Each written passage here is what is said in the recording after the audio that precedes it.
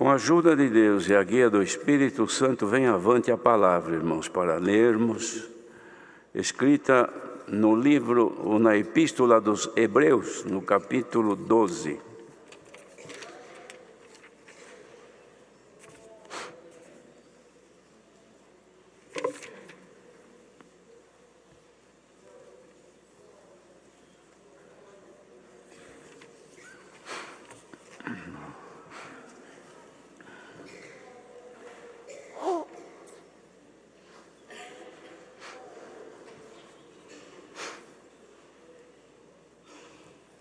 Se todos encontraram, vamos ler então com a ajuda de Deus.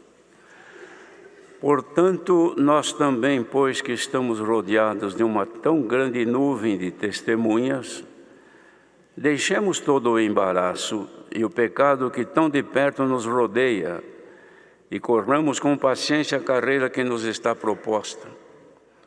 Olhando para Jesus, autor e consumador da nossa fé, o qual, pelo gozo que lhe estava proposto, suportou a cruz, desprezando a afronta, e assentou-se à destra do trono de Deus. Considerai, pois, aquele que suportou tais contradições dos pecadores contra si mesmo, para que não enfraqueçais, desfalecendo em vossos ânimos. Ainda não resististe até o sangue, combatendo contra o pecado, e vos esquecestes da exortação que argumenta convosco como filhos. Filho meu, não desprezes a correção do Senhor, e não desmaies quando por ele fores repreendido, porque o Senhor corrige o que ama e açoita a qualquer que recebe por filho. Se suportais a correção, Deus vos trata como filhos, porque que filhos há a quem o Pai não corrija? Mas se estáis sem disciplina, da qual todos são feitos participantes, sois então bastardos e não filhos. Além do que tivemos nossos pais segundo a carne para nos corrigirem, e nós os reverenciamos, não nos sujeitaremos muito mais ao Pai dos Espíritos para vivermos? Porque aqueles, na verdade, por um pouco de tempo, nos corrigiam como bem lhes parecia, mas este para nosso proveito, para sermos participantes da sua santidade. E, na verdade, toda correção ao presente não parece ser de gozo, senão de tristeza, mas depois produz um fruto pacífico de justiça nos exercitados por ela. Portanto, tornai a levantar as mãos cansadas e os joelhos desconjuntados, e fazei veredas direitas para os vossos pés, para que o que manqueja se não desvie inteiramente, antes seja sarado. Segui a paz com todos e a santificação, sem a qual ninguém verá o Senhor, tendo cuidado de ninguém se prive da graça de Deus, e de que nenhuma raiz de amargura brotando vos perturbe, e por ela muito se contamine. E ninguém seja fornicário ou profano como Esaú, que por um manjar vendeu o seu direito de primogenitura. Porque bem sabeis que, querendo ele ainda depois herdar a bênção, foi rejeitado, porque não achou lugar de arrependimento, ainda que com lágrimas o buscou. Porque não chegaste ao monte palpável aceso em fogo, e a escuridão e as trevas e a tempestade, e ao sonido da trombeta e à voz das palavras, a qual os que a ouviram pediram que se lhes não falasse mais, porque não podiam suportar o que se lhes mandava. Se até um animal tocar o monte, será apedrejado. E tão terrível era a visão que Moisés disse: estou todo assombrado e tremendo.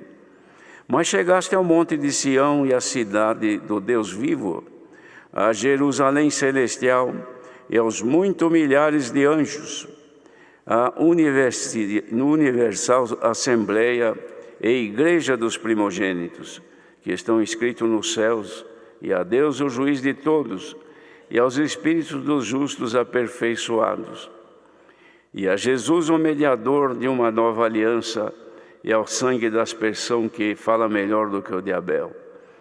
Vede que não rejeiteis ao que fala, porque se não escaparam aqueles que rejeitaram o que na terra os advertia, muito menos nós, se nos desviarmos daquele que é dos céus.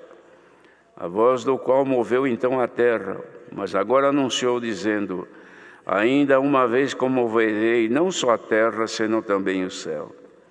E esta palavra, ainda uma vez, mostra a mudança das coisas móveis como coisas feitas, para que as imóveis permaneçam. Pelo que, tendo recebido um reino que não pode ser abalado, retenhamos a graça pela qual sirvamos a Deus agradavelmente, com reverência e piedade, porque o nosso Deus é um fogo consumidor.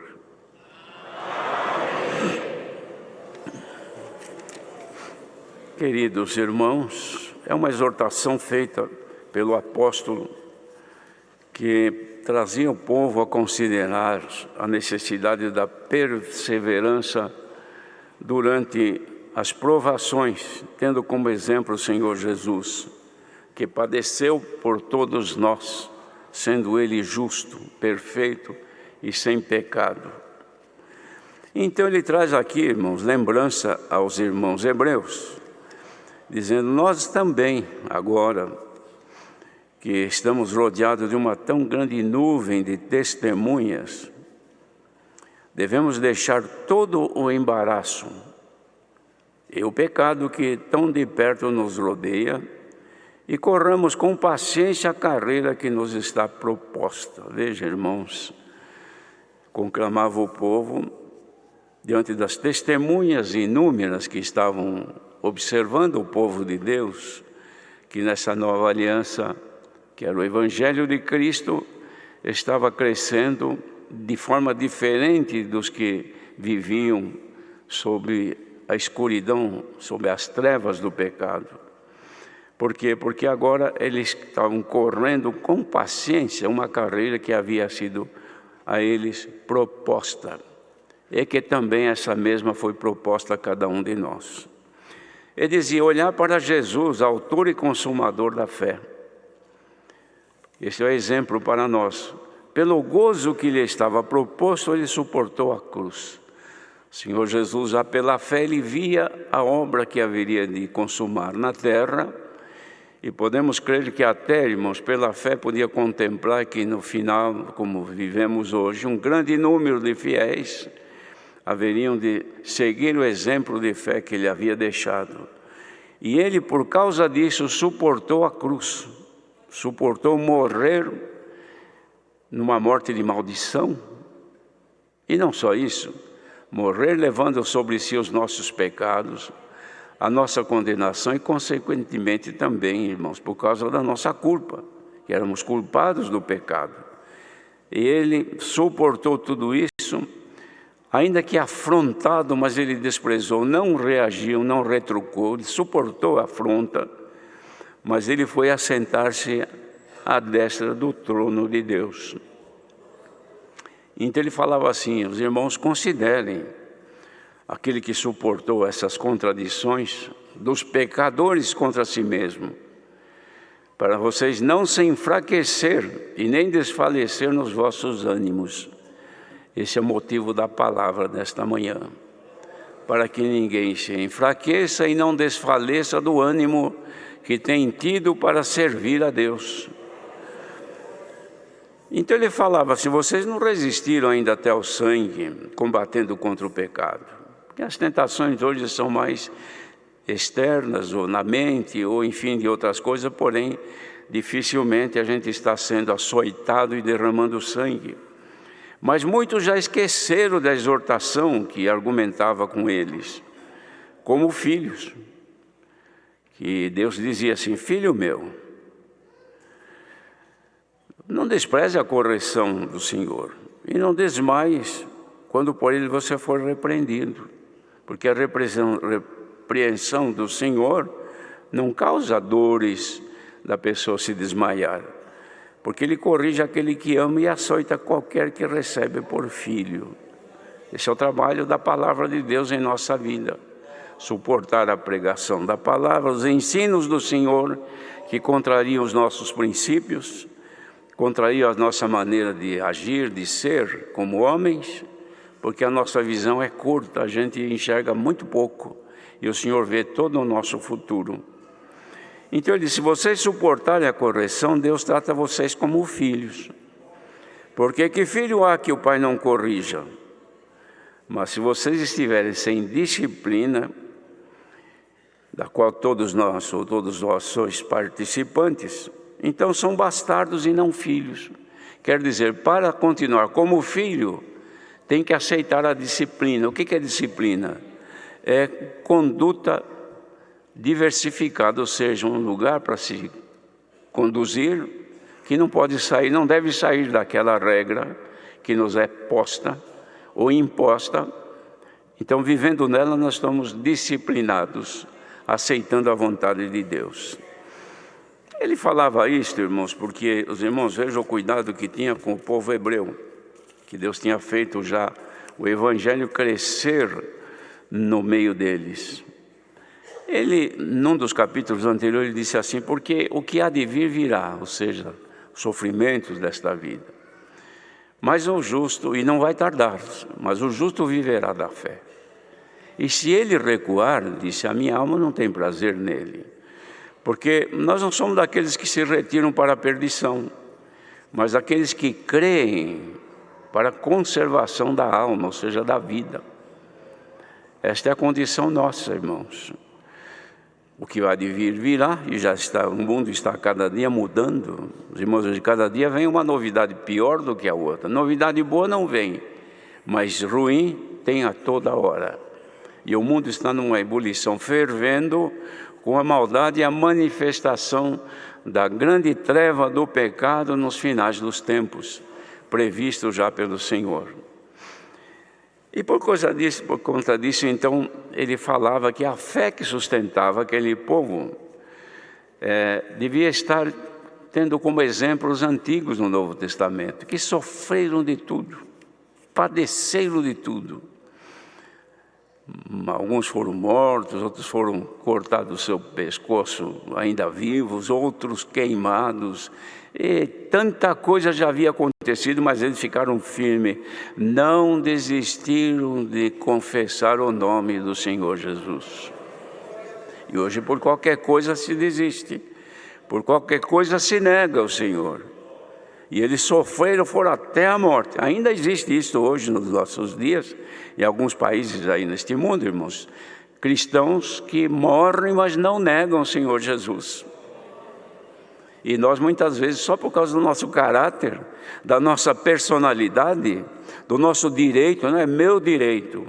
Então ele despreza a palavra, despreza tudo do Senhor para manter o seu caráter firme, a sua personalidade. O homem de Deus, a mulher de Deus, manifesta o caráter de Jesus Cristo, que suportou tudo, mas não negou, foi fiel até a morte. E ele fazia menção então que todos os que sofreram morreram na fé, sem terem recebido promessas. Mas eles estavam vendo de longe e crendo e abraçando-as, e confessaram que eram estrangeiros e peregrinos na terra. Esses que sofreram lá no passado, antes deles aqui, irmãos, porque isso aqui foi escrito logo depois que o Senhor Jesus voltou aos céus, mas ele se referia aos antigos daquela época, e nós agora também nos referimos àquilo que eles sofreram e que suportaram por causa da esperança que eles tinham. Viam o invisível e criam, ainda que não haviam recebido. Quantos de nós que cremos e não recebemos ainda e já escandalizamos? Tem gente que ouve uma promessa da palavra e o Senhor prometeu, mas não cumpriu ainda, porque nós não nos enquadramos segundo a sua vontade, e a gente se escandaliza. Não, a palavra não é verdade, as pregações são palavras de homens que não têm cumprimento, mas todo fiel que tem fé e crê no Senhor Jesus, as palavras de Deus se cumprem na sua vida. E se ainda não cumpriram, na vida daqueles nem tudo havia cumprido. Morreram crendo que haviam de ver o invisível. Eles não viram, mas nós estamos vendo. Abraão não viu a semente que Deus prometeu, mas nós estamos vendo. Nós somos também filhos de Abraão, não na carne, mas promessa de Deus, filhos no Espírito. Abraão não viu isso aqui. Moisés não viu isso aqui. Jesus fisicamente não viu, mas como Deus que ele era, ele já via isso, já sabia esta obra que hoje acontece no mundo. E viu até o fim que está por vir. E nós precisamos ter um pouco de fé, irmãos, porque esses exemplos de fé do capítulo anterior eram pregados para inspirar no povo de Deus a buscar a fé, para não desanimar e suportar até as correções, sem desistir de servir ao Senhor. Então dizia, porque os que isto dizem, eles buscavam uma pátria que eles não tinham alcançado.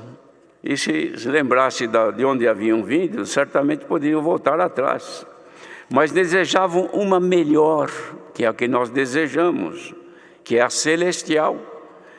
Pelo que também Deus se não envergonha deles. Aqui isso é importante para nós, irmãos. Deus não se envergonha deles lá e nem de nós, de se chamar seu Deus. Deus não sente arrependimento e nem vergonha de chamar Deus de um homem, de uma mulher tão pobre, tão simples como somos, tão cheio de defeitos que somos. E Ele aceitou-nos para ser nosso Deus. E nós aceitamos para sermos todos filhos dEle? Porque tem gente que não aceita, segue como bastardo, que não é filho legítimo. Mas o que é filho legítimo, se aqui para você não está tão bom como você gostaria, saiba que no mundo está pior. Se na graça você não se sente tão bem e à vontade, não pense que saindo fora dela você vai encontrar um caminho largo e você viver na felicidade total. Neste mundo não há felicidade. Glória ao nome do Senhor. Mas Deus preparou uma cidade para nós.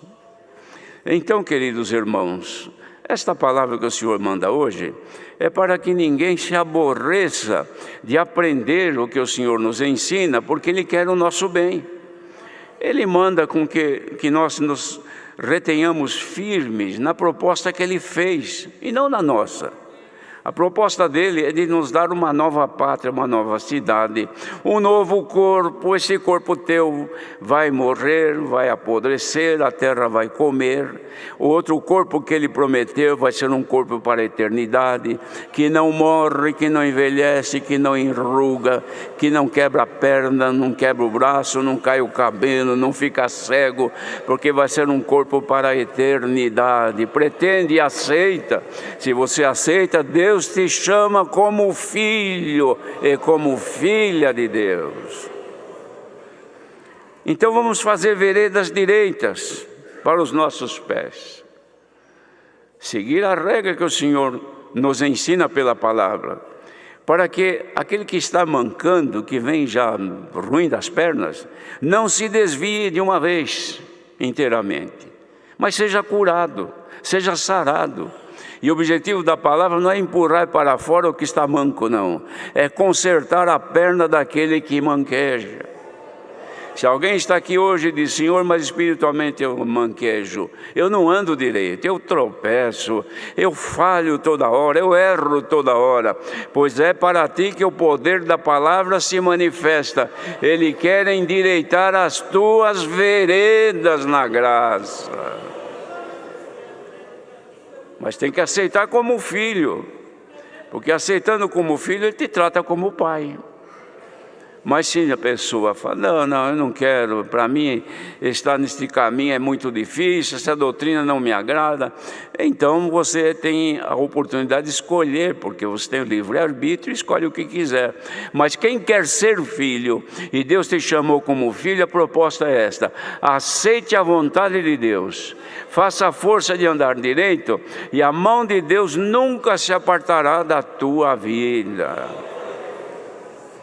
E depois ele falava assim também, seguir a paz com todo mundo e a santificação. Ainda os irmãos viram aqui que nós lemos agora, não foi preparado aqui, irmão, este capítulo para ler conforme o que foi lido aqui, não. Porque aquilo que foi lido fala da santidade de Deus, que é necessária para todos nós. E aqui, então, nesse capítulo, ele fala também que sem a santificação ninguém vai ver o Senhor. Nós queremos ver o nosso Pai, queremos conhecer Ele como é, a beleza da sua santidade. Então a regra está aqui, a conduta nossa deve ser de forma obediente à sua vontade, Ele nos ajudará. E também cuidado para ninguém se privar da graça de Deus. Privar, irmãos, é reter, é impedir. A pessoa que tem uma vida privada é uma vida controlada, impedida, não pode fazer o que quer, não é? E privar alguém de servir a Deus, isso não é bom, impedir de servir. Às vezes o marido briga com a mulher porque não quer que ela congrega. Às vezes a mulher briga com o marido porque acha que ele está congregando muito. Você está tentando privar o teu marido da graça de Deus. Deixa ele que congregue, que ouça a palavra. Quanto mais ele santificado for, melhor será para você. É melhor ter do lado um marido santo do que um marido ímpio. Um marido santo do que um marido pecador e devasso, não é? Que Deus dê luz às mulheres, que procure sempre fazer de tudo para ter um marido bom, bem arrumado, gosta da beleza do marido, de contemplá-lo, ver, meu marido é belo, eu o amo porque eu gosto dele. Então procure fazê-lo feliz. E ele faça ela feliz também, porque fazendo isso você não vai estar privando ele ou ela da graça. Porque privar é impedir, irmão. A pessoa gosta de buscar a Deus, de orar, mas o outro não gosta. Ela gosta de servir a Deus, o marido detém, segura, briga com ela, não acha, ou melhor, acha que ela não deve ser assim. Se você faz isso, você está privando-a das bênçãos de Deus. E ela não sendo abençoada, você também não será, ou vice-versa. Bem-aventurados são aqueles que com quem andar nunca prive das bênçãos de Deus. Ao contrário, ajude-os. Ouviram agora há pouco se falar sobre esta forma de resgatar aqueles que estão afastados. É porque se privaram por algum motivo e nós queremos agora libertá-los, destravar a vida deles para voltarem a servir a Deus conosco, irmãos. Depois fala também, tendo cuidado que ninguém se prive da graça de Deus e de que nenhuma raiz de amargura brotando vos perturbe, e por ela muito se contamine. Raiz de amargura, irmãos, é ódio, é desejo de vingança. Não gosto mais dele, não gosto, enfim, não quero nem ver a face dele. Então você tem uma amargura dentro de uma raiz de amargura. Isto Deus não se agrada. Dentro de nós deve estar somente aquilo que é bom e agradável a Deus. Ódio não deve estar, vingança não deve estar, desejo de mal para o próximo jamais deve estar em nós. Mas deve estar em nós o amor, a caridade de Deus, irmãos, que ela nos faz crescer diante do nosso adversário e perante Deus também. Ninguém seja fornicário ou profano como Esaú. Esaú, irmãos, por causa da fome que tinha e desprezou o seu direito de ser o primeiro, o direito de primogenitura era uma grande coisa, ele trocou isso por um prato de comida que ele gostava, por um prazer momentâneo, por uma alegria de poucos minutos. E quantos hoje que fazem isto? Por um prazer momentâneo, por uma coisa banal desta vida, deixa a graça do Senhor Jesus. E depois quando volta não acha lugar de arrependimento. O que é? Quer se arrepender, até chora como Esaú chorou. Mas o lugar de arrepender não tinha mais vaga. Bem-aventurado é aquele que mesmo errando ainda tem vaga para ele. Se chegar ainda tem lugar para arrependido. Duro é para aquele que cai no pecado e quando volta não tem lugar mais. Vai aqui, não é lugar na casa de Deus. Olha quantos bancos vazios tem aqui. Tem lugar para muita gente sentar. Mas não é isso não é lugar dentro da casa de oração. É lugar diante de Deus. Quem está aqui assentado agora ouvindo, aqui ou por este mundo afora, faça agora um exame de consciência. Ainda tem lugar para vocês estar diante de Deus? Você ainda acha lugar para arrepender-se dos erros que faz e pedir misericórdia? Deus te trata como filho. Bendito seja o Senhor. E sabes que, querendo ele depois herdar a bênção, foi rejeitado, não teve mais bênção para ele, porque não achou lugar de arrependimento, ainda que com lágrima buscou. Mas disse aqui, porque vocês não chegaram ainda ao monte palpável, acesos em fogo. Nós não vimos nada, irmãos, que nos assustasse e nos amedrontasse. Ao contrário, temos visto bênção de Deus, bondade e misericórdia de Deus, palavras de Deus que freiam a nossa vida, que causam um choque na nossa maneira de ser, que tira até a nossa alegria momentânea, mas é a verdade de Deus, do Evangelho de Cristo que é anunciado e pregado. Quer ser filho e quer herdar a bênção? A receita é esta nesta manhã. Quem quiser, sigamos o Senhor, porque sabemos, irmãos, que nós que estamos aqui com a esperança de tanto tempo, não podemos agora jogar tudo isso fora e voltar para onde? Mas fiquemos no nosso lugar. Quem acha que está pesado, quem acha que espera no Senhor e não se cumpre, lembra de 11 aos Hebreus, que os antigos que receberam grandíssimas promessas para o futuro, não receberam, dormiram como enxergando presentemente a promessa de Deus. Você ainda que não recebeu alguma promessa que o Senhor te fez, não é motivo para você achar que o Senhor te enganou. Fique firme na promessa do Senhor, porque ao tempo da sua vontade, Ele cumprirá na vida dos filhos que forem fiéis. E se a palavra desta manhã atende os teus anseios, é porque você é filho. Porque Ele está te falando contigo como um pai. É melhor haver o conselho do pai do que a vara que vem para nos corrigir. Hoje a palavra, irmãos, não é varada. A palavra é conselho para filhos e filhas que vão herdar as promessas. Deus seja louvado.